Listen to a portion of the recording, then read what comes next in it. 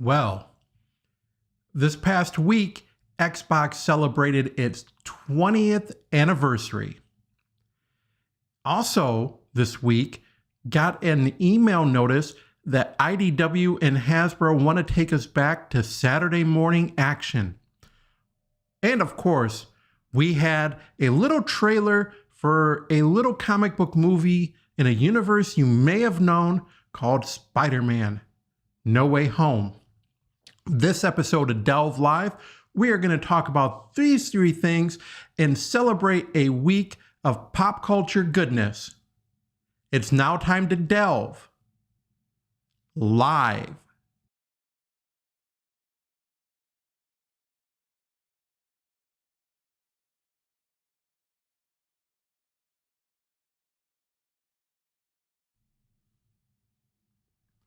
Welcome to another episode of Delve and the Delve live stream. I'm Tom Morris, and for those of you who don't know, Delve is a show live stream where we celebrate pop culture, talking about various topics in the realm of video games, comic books, movies, collectibles, television shows. We celebrate by pop culture by talking about it and engaging in the community. If you have a moment, please share this video and let people know about Delve, about the pop culture show, all that good stuff that I say each and every week. It's always fun to share stuff with the community, and in this episode, there is going to be a lot of community stuff that we're going to discuss. There's a lot of celebration. I'm really excited for this episode.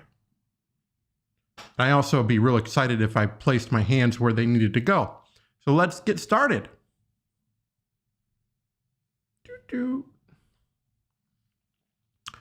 Well, November seems to be a big month for pop culture announcements. Sometimes I had thought before that we would be seeing stuff that is coming out, and there is a lot of stuff that is coming out. Not only finally announcements that we've talked about in months past finally coming out, but November is a big time for video games and for movies. We're also seeing new shows that are being released. A lot of that has to do with, video on demand, subscription services. So you're going to see a lot of previews, reviews. What do I want to say? You're going to see a lot of season episodes that are starting, whether you're on your different subscription services. But let's take a moment to reflect what has been before. And what am I talking about? This week, believe it or not, the Xbox has celebrated its 20th anniversary. 20 years ago, the Xbox system, the first one, the OG Xbox, was released in North America. Since then, it's been a wild ride, to say the least. You've had 4 consoles, you've had Xbox Live, you've had a lot of good content. The first with a hard drive in a system. There is a lot to celebrate with Xbox. You may have played some games, like for example, Halo. Yeah, Halo is an Xbox franchise. Forza. There has been a lot of great content through the years in different franchises for Xbox. Let me find my camera. Let me read to you some of the celebration that they did on Monday for the Xbox 20th.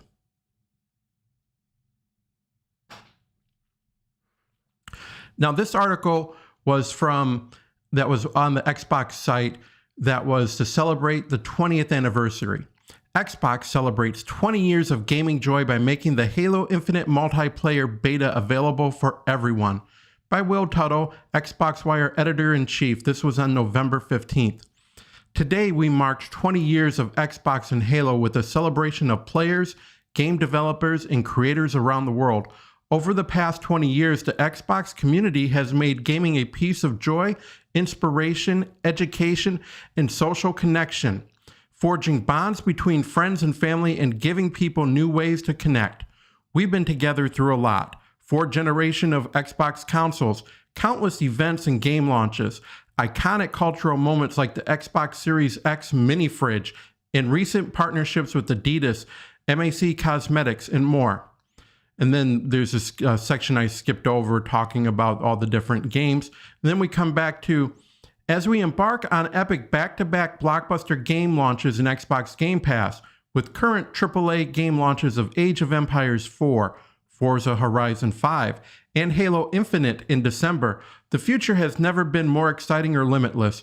Our players are at the heart of everything we do, and we couldn't be more thankful for your incredible support. The last 20 years have been an amazing ride, and we've already hard at work on the road ahead. We can't wait to share the next 20 years with you. Let me give some thoughts on my experiences with the Xbox brand. When it came out, I was looking at it as a continuation of the Sega Dreamcast console. A lot of Sega games made its way over there. I was very excited for the Xbox. I picked it up on launch day. I got NFL Fever, the Dead or Alive 2 game, which was amazing. I had to wait a little bit to get Halo, but once you got Halo, you knew that you were playing something completely different. And as a matter of fact, I actually did a report back in the day on the Xbox console and the Xbox launch, because it felt, we had Sony, we had Nintendo, and at the time we had Sega, but it just felt like Microsoft was taking that gaming to another level and bringing it more to an experienced player. Just like Nintendo did, that was all ages. Sega came in, it was a little bit for teens. PlayStation came and upped the ante. Then you had the Xbox console that really took what the best of the PC was with its hard drive and Ethernet broadband 4-player capability and brought that to the masses. And we've been going ever since. There's been a lot of great favorites through the Xbox through the years. Also, we can't dismiss the backward compatibility feature. Xbox made that a priority in their Xbox 360 system, and it's been moving on since. Have they made some missteps? Yes, all systems do, all companies do, but it's what they do with the missteps that define them. And for 20 years, for them to come in as a PC maker, which we'll see in a little bit, and to come in the already crowded field of video games, they must have did something right along the way. And with that, we actually have some of the stuff that they're celebrating, such as a little title called Halo, the franchise of Halo, and a little title that's coming out in December that maybe a few Xbox players are waiting for, called Halo Infinite. I wonder what they could have been done for the 20th anniversary. Let's find out.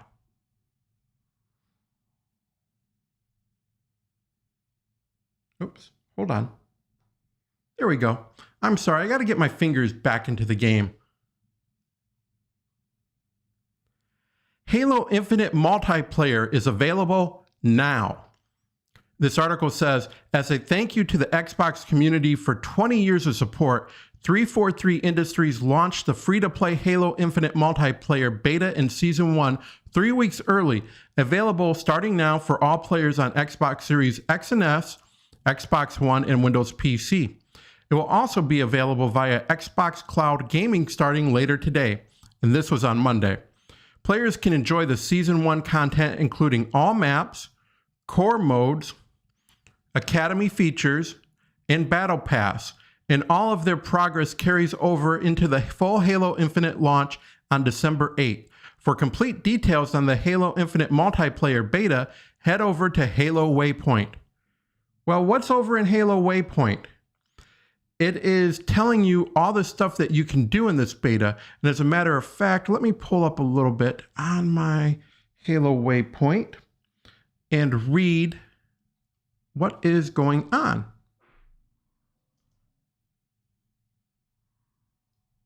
Halo Waypoint.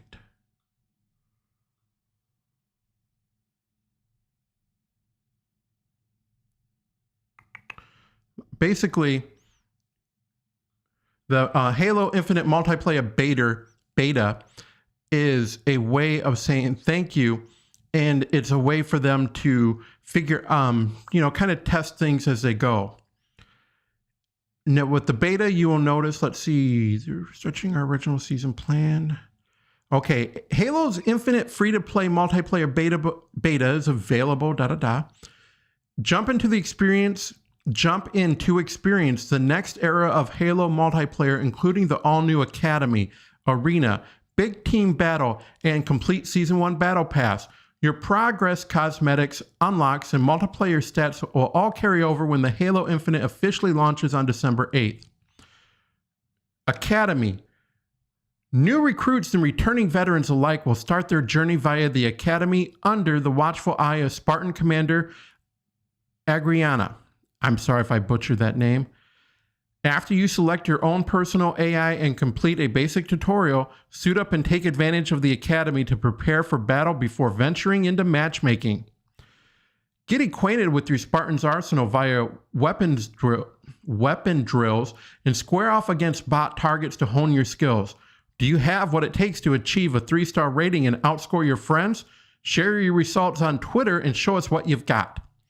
Training mode is a great way to get familiar with each of Halo's infinite multiplayer maps, while putting your weapon and equipment skills to the test in highly customizable experience with bots.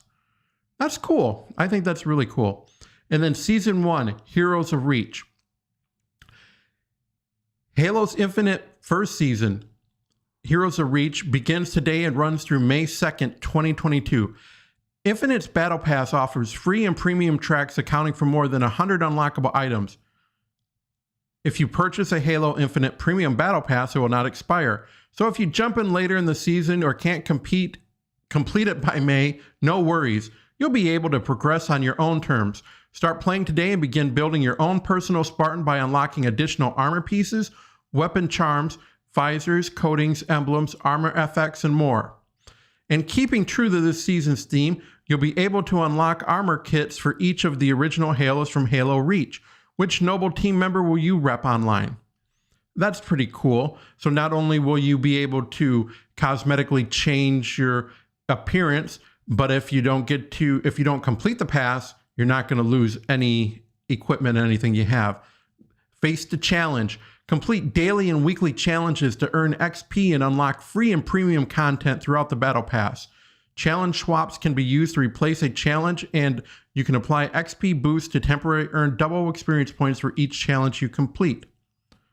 Yeah, there is a lot of information on this Halo Waypoint. If you are interested, I would say go to Halo Waypoint and read some of these, but these graphics and these pictures look amazing. I'm going to scroll through because we want to take a look at the trailer that they put up for there. Yeah, it definitely feels and looks like Halo. Will it play like Halo? I think it will. Let's get to this trailer. Find it here. Yeah, if you think Halo franchise has been around for 20 years, here we go. Let's play this video.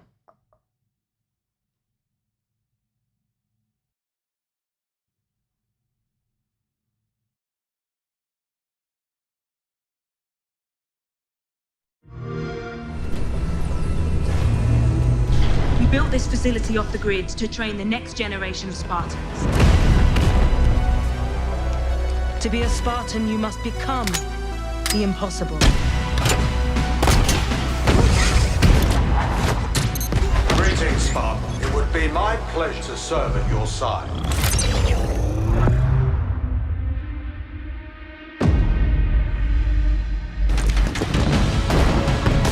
Flag taken.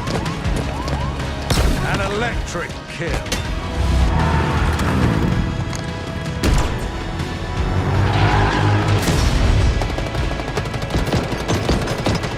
Cluster luck. On your feet, Spartan.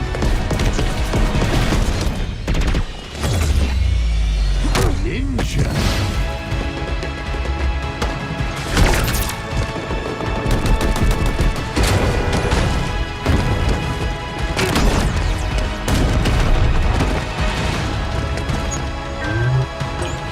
Zone captured.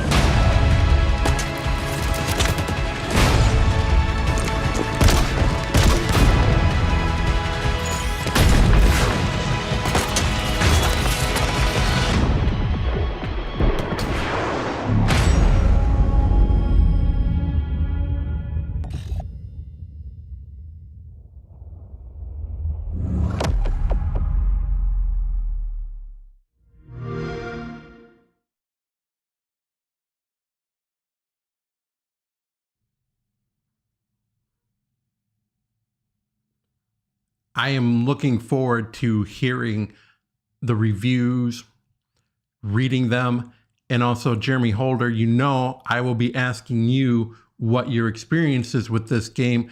20 years of the Halo franchise to coincide with 20 years of Microsoft Xbox. I love hearing stories. People that know me know that my favorite thing is hearing behind the scenes stories. What did it take to get the Xbox to the market? What type of, wouldn't it be great if we could hear these stories from the original team because remember at that time, Microsoft was a PC operating system maker, Windows, Microsoft Office. Then they started getting into games, and then before you know it, Xbox. But how did that journey come about? It'd be great to get some behind the scenes information, documentary style. Well, that is actually coming to fruition. Power On, the story of Xbox, releases on December 13th. This December, we invite you to go behind the scenes and discover the true story behind the creation of Xbox and the 20-year journey that followed. Told by the team that lived it, Power On, the story of Xbox, is a documentary series that takes you back to the scrappy beginnings of Xbox as a passion project from a small group of gamers within Microsoft. It continues through the generations and shares never before seen details about some of the Xbox's biggest challenges, like the dreaded Red Ring of Death. All 6 episodes will be available to watch globally starting December 13th on a variety of video platforms, including Roku, IMDb TV, YouTube, Redbox, and others. Let's look at the trailer.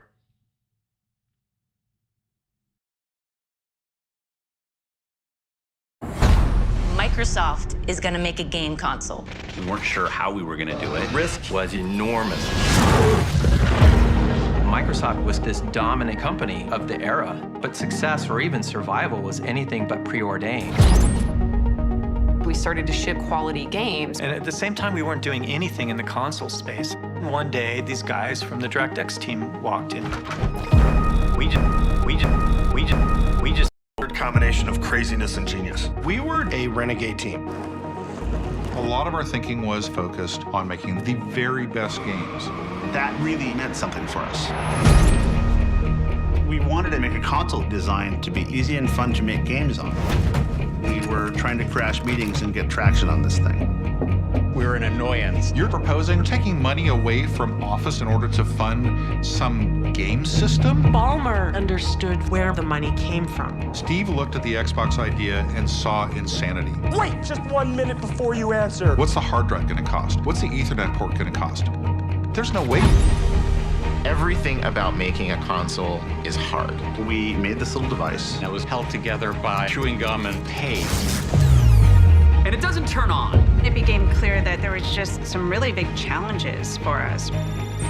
The Duke wasn't a small controller. You had to have gorilla hands to work with this thing. It doesn't matter what your technology is. If you don't have the games, we were done. They had this new thing called Halo. Forza was built as an epic racing game.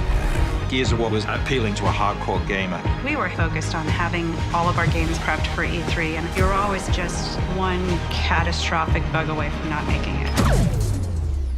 What's going on? The Red Ring of Death. Microsoft brand is on the line, the Microsoft name's on the line. It's insane to launch a game console. When you're Microsoft, you made freaking Windows and a spreadsheet. It was chaotic. Chaos. Total chaos. Our goal is to continue to innovate across all platforms. Bridge the gap between traditional and cloud-based gaming. And then sometimes there's surprises that come out of nowhere, of nowhere, of nowhere, of nowhere. We are no longer in the Microsoft playbook.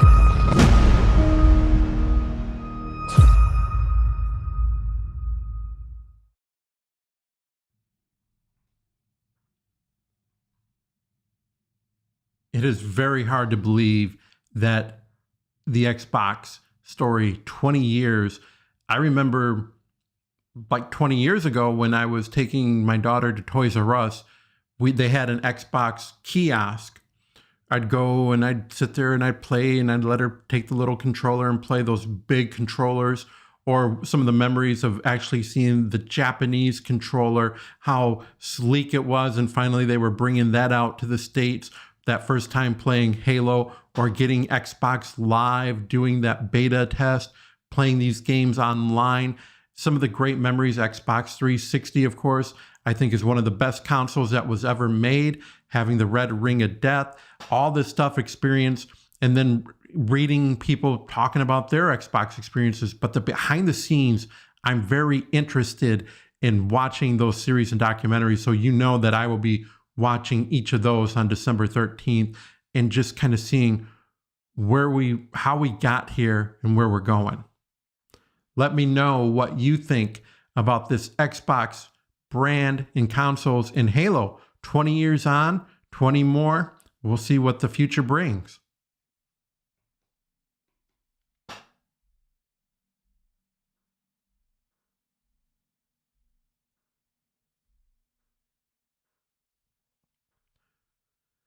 Do you remember a few decades ago that cartoon Saturday morning was all about going to watching your favorite cartoon with a big bowl of cereal and switching between ABC, CBS, NBC, having a whole schedule of who's going to watch what, who's going to watch when. And also don't forget the Saturday morning on the other syndicated shows, and also your weekday cartoons. We had shows like Star Blazers, Thundercats, Transformers, and G.I. Joe. It would be nice if we could get that same feeling of having those Saturday morning cartoons back again. We're probably never going to see that, but the next best thing would probably be comic books that take a cue and are inspired by the insane cartoon adventures of yesteryear. And that's what IDW and Hasbro are going to do with their latest comic book announcement for G.I. Joe. G.I. Joe, A Real American Hero, Saturday morning adventure comics book, recaptures the frolicking fun of 80s cartoons.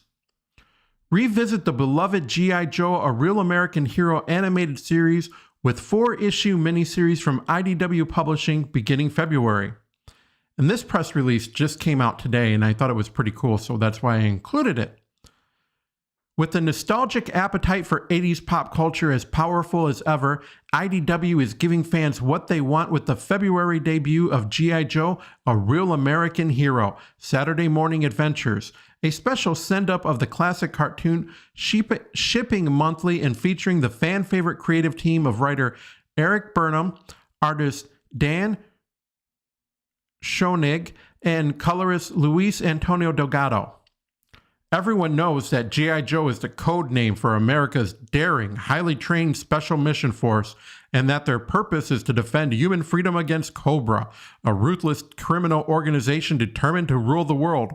But now, Cobra has launched the Aladdin Initiative, their most versatile weapon yet, challenging Duke, Scarlet, Snake Eyes, and the G.I. Joe team like never before. I loved how straight up weird cartoons can be, says Burnham.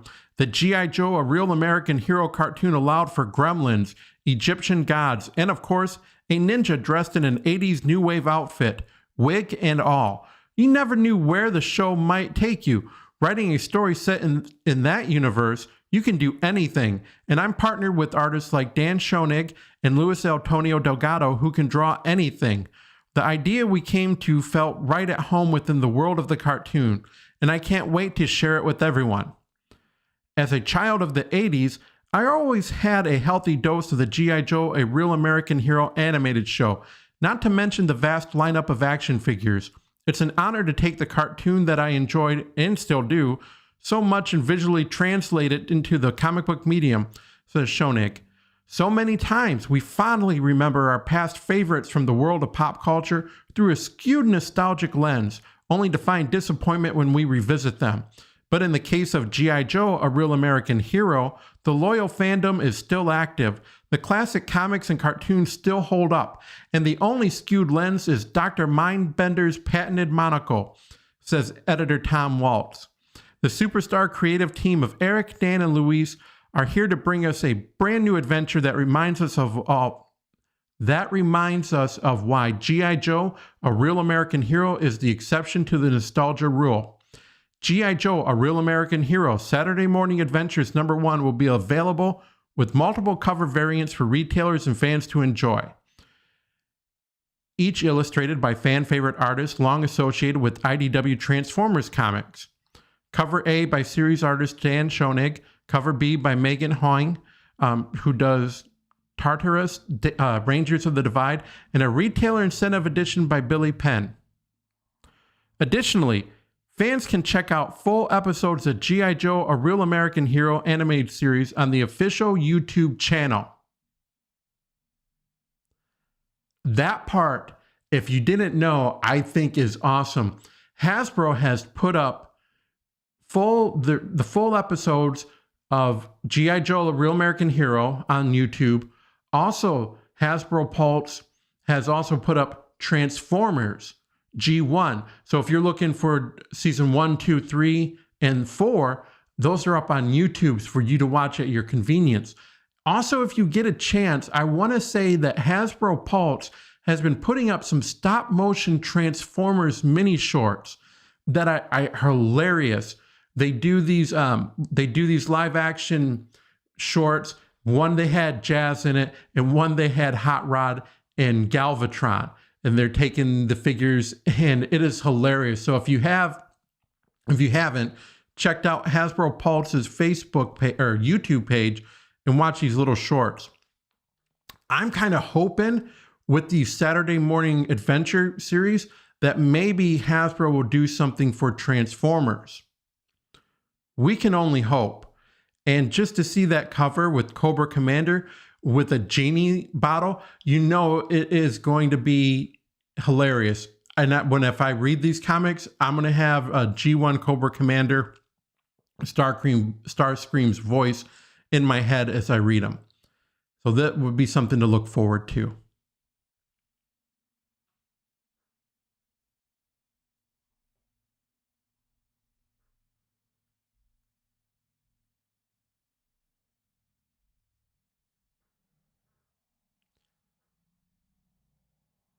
Now, did anyone see a little trailer this week for a little movie that maybe has some multiverse MCU implications? The teaser trailer we saw a little bit ago, but the first official, the big trailer for Spider-Man No Way Home was just released here earlier this week, Tuesday, I believe, at 8:30 Eastern time. And as soon as that trailer went up, I was on YouTube, I watched it, and I was, whoa, this is going to be epic, amazing Spider-Man. Spider-Man No Way Home definitely is going to really pull all sorts of lore from the various Sony Spider-Man franchises that we had, the Tobey Maguire trilogy, the Andrew Garfield dual movies, and who knows what else of villains. Will we see these Spider-Men into the movie? Who knows? There's speculation and rumor, but what we do know with this new trailer that was released is definitely going to see classic multiverse villains into this. Spider-Man No Way Home. For the first time in cinematic history of Spider-Man, our friendly neighborhood hero's identity is revealed. And this is also going to be exclusively in movie theaters on December 17th, 2021. And I'm going to read this over again, because why not? For the first time in cinematic history of Spider-Man, our friendly neighborhood hero's identity is revealed, bringing his superhero responsibilities into conflict with his normal life and putting those he cares about most at risk. When he enlists Doctor Strange's help to restore his secret, the spell tears a hole in the world, releasing the most powerful villains who's ever fought as Spider-Man in any universe. Now Peter will have to overcome his greatest challenge yet, which will not only forever alter his own future, but the future of the multiverse. You see in these pictures that Dr. Octopus is back from Spider-Man 2. We also have, you look in the background, you see Electro from Amazing Spider-Man 2. Spider-Man sporting a new iconic outfit. The spider armor. Another shot of Electro, played by Jamie Foxx, so all the original actors who played these classic villains are returning. William Dafoe as the Green Goblin. Looks like also the Lizard is making a return appearance, and the Sandman. And let's watch this trailer.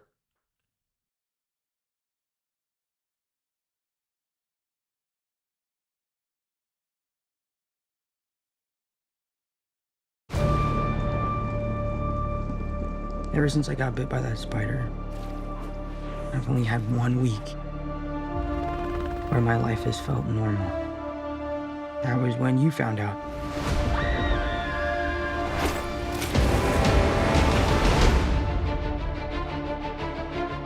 When you botched that spell where you wanted everyone to forget that Peter Parker's Spider-Man,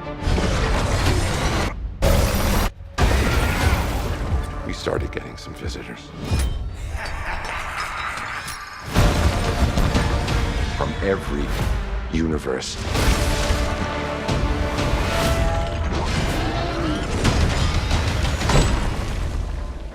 Hello, Peter. You're not Peter Parker. I'm sorry, what was your name again? Dr. Otto Octavius. Wait, no, seriously, what's your actual name? There are others out there. We need to send them back. So, Scooby-Doo this crap. You know, all this is kind of your mess. I know a couple of magic words myself, starting with the word please. Please, Scooby-Doo this crap.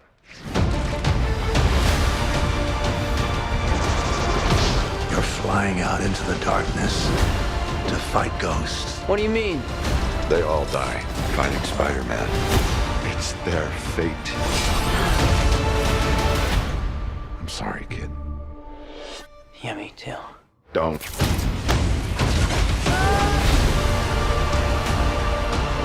Look, there has to be another way! There isn't. They're a danger to our universe. You're not gonna take this away from me. Peter, you're struggling to have everything you want while the world tries to make you choose. This is all my fault. I can't save everyone.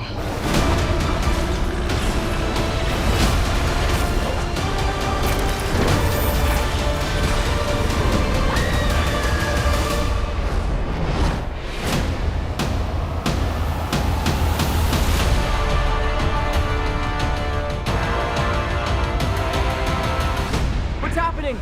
They're starting to come through, and I can't stop them.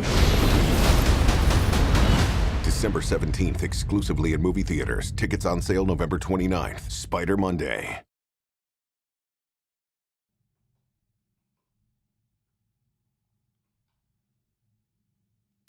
What did you think of that trailer? If you haven't watched it before, it is amazing. You have to go back to watch it again. I've watched it a few times and just looking for subtle details.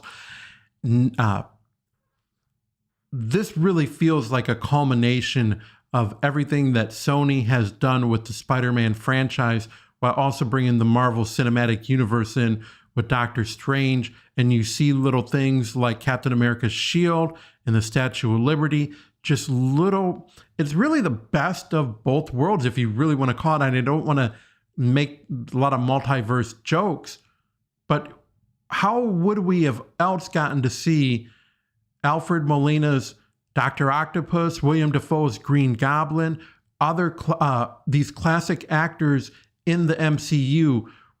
Well, by bringing in the multiverse. So I'm really excited to watch this movie. I'm excited to see where this goes. And I think Doctor Strange, the Multiverse of Madness, is going to coincide with that. So I'm very excited for this series of these next couple movies from the MCU to come out. Let me know what you think. And if you are looking forward to this movie, just let me know.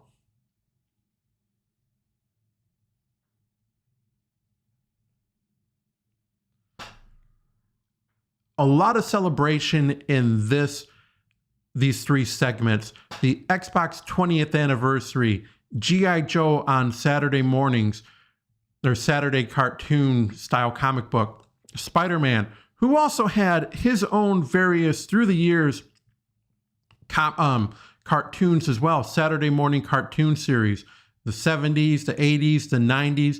And there's so much, when I think about cartoons, I think about all the years that we had great cartoons, which leads me into this week's Delve's pop question, which is,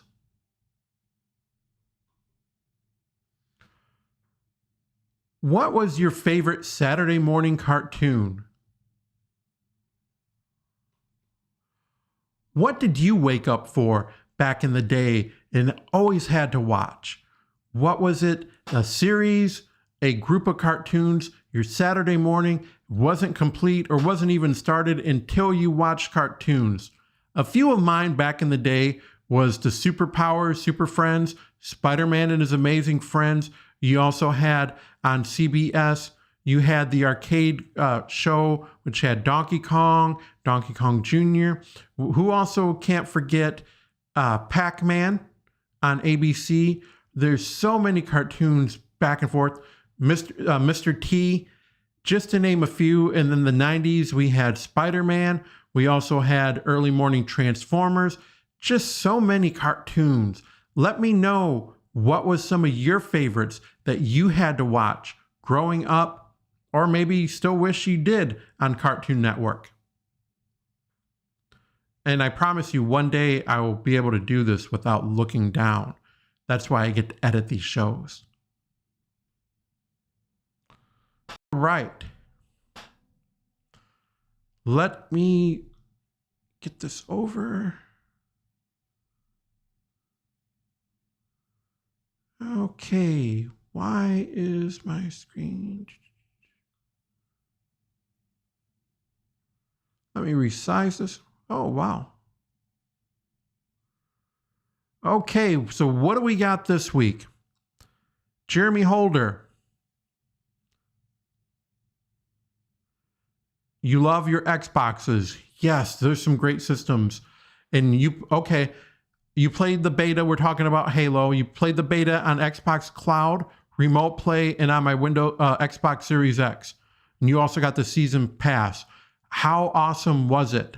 Let me, you're going to have to get some gameplay. Jeremy Holder and I talked about maybe we're going to do some cooperative gaming episodes where he plays and I talk. That is something that we're going to look on in the pipeline. I think that will be a lot of fun. We talked about doing some series stuff. So definitely with the Halo content, when it releases, grab some of that footage and let me know. Yeah, and really insane to think Xbox and Halo are 20 years old. Yeah, and it's really insane to think that it's probably going to go on for another 20, and who knows what the future holds for the Xbox brand. It's here to stay, that's definite.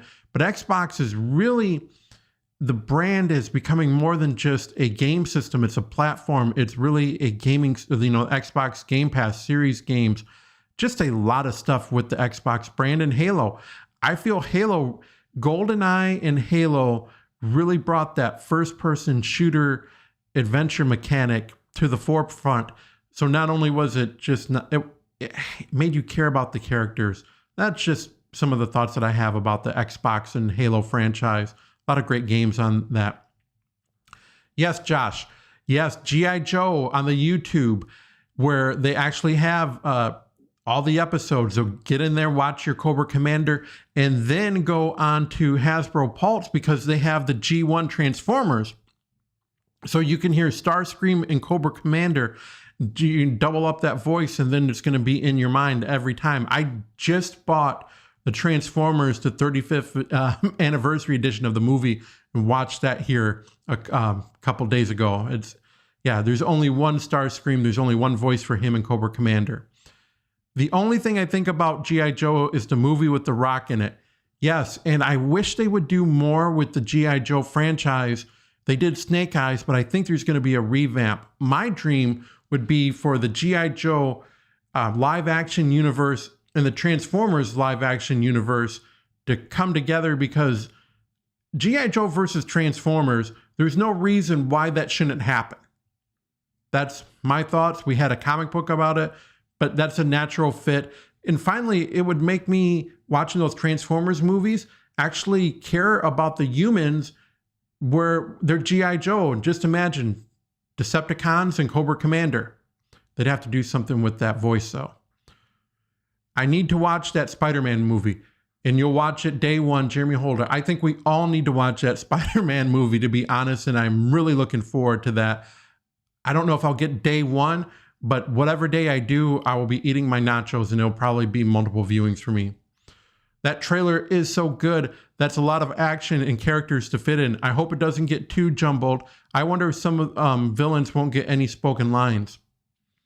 I wonder what the runtime is going to be for that movie. You got to figure it's going to be at least 2 hours, 2.5 hours, I would think.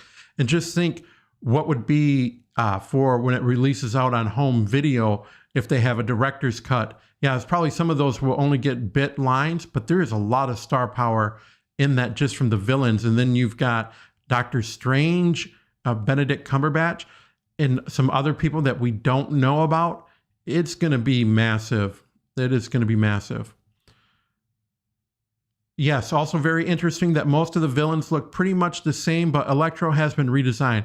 Maybe the blue skin look didn't go over well. Yeah, I don't think it went over too well. I think you've got to, I be honest with you, I didn't care for Amazing Spider-Man 1 and 2, but hopefully bringing those characters into the MCU, maybe they'll be able to give them a little bit more depth. Because we have the Lizard and we have Electro for sure. I'm not sure if they'll bring the Goblin, but I think if you got William Dafoe, I don't think you need one unless they bring back another Goblin. Okay. Too long ago to remember for what was your favorite Saturday morning cartoon. Okay, I'll give you that. How about this? What was your favorite Saturday morning cartoon that maybe you watched with the grandkids or the kids? Probably grandkids, they probably didn't have too many cartoons, but what would be one of the cartoons that they enjoyed watching? Jeremy Holder, Sonic X, yep. Static Shock, yes. Pokemon and Digimon. Pokemon is probably still going somewhere Saturday mornings. Do they have a new series of Pokemon cartoons out? And I remember Pokemon, Digimon. Also during that time was Transformers, Robots in Disguise. Static Shock was awesome. It was one of those that was in the JLU, the animated universe of the DC animated universe. Static Shock is a really cool character, and Sonic had some great cartoons as well. Those are great. Yes, Pokemon Journeys. Okay. I grew up mostly with Teenage Mutant Ninja Turtles and Captain Planet. I really wish they'd bring Captain Planet back somehow. Well, we just read about the 80s pop culture, 80s, 90s Captain Planet. I would think that they could do something with that. I remember Captain Planet. That was a very unique cartoon at the time. Teenage Mutant Ninja Turtles is still going on. Cartoons are still going. You see them on Nickelodeon, comic books, action figures. They were just in a new game, a couple games coming out soon. Maybe we'll see something. And then also Pokemon Journeys. Okay, cool. There's just a lot of stuff out there for pop culture that we talk about. And my takeaway from all of this is we'll always have something to talk about. Okay, there you go. There you go. I knew I'd get something from you. Teenage Mutant Ninja Turtles. And I remember when he had the figures and he brought them over, and I thought that was really cool. And you start watching those cartoons, and there's a lot of other stuff that I didn't cover this week. I want to say that there's a lot of stuff that I didn't cover this week, but Disney Plus Day just came out and they had a full slate of what's going on for Marvel. And we'll get into this in another episode. But one thing is, if you remember the X-Men cartoon in the 90s, X-Men 97, they're bringing out a continuation of that series on Disney Plus. That's pretty neat. We also are getting a Spider-Man, the first years for on Disney Plus that actually tells the origin of the MCU Spider-Man. I think it's called Freshman Year, but there's so much coming out. I want to wrap up this episode by saying that no matter if we're celebrating anniversaries in pop culture or revisiting classic periods of nostalgia with comic books, or celebrating the whole gamut of what came before, during, or after with these movies, it's always great when we can take something and wrap it in all together and celebrate.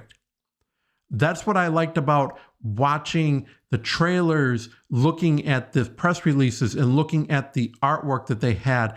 Is it's always great when someone is able to take something that they love from way back when and bring it into modern times, or to celebrate something by modernizing it, documentaries of where we've been before, and also just kind of throwing everything together in a way that makes you think, boy, all those Spider-Man movies that I watched way back in the day, it's all coming back. And if they can get somehow Tobey Maguire to come in and do that Spider-Man little dance when he was walking around from Spider-Man 3, I'll be happy because I enjoyed that part.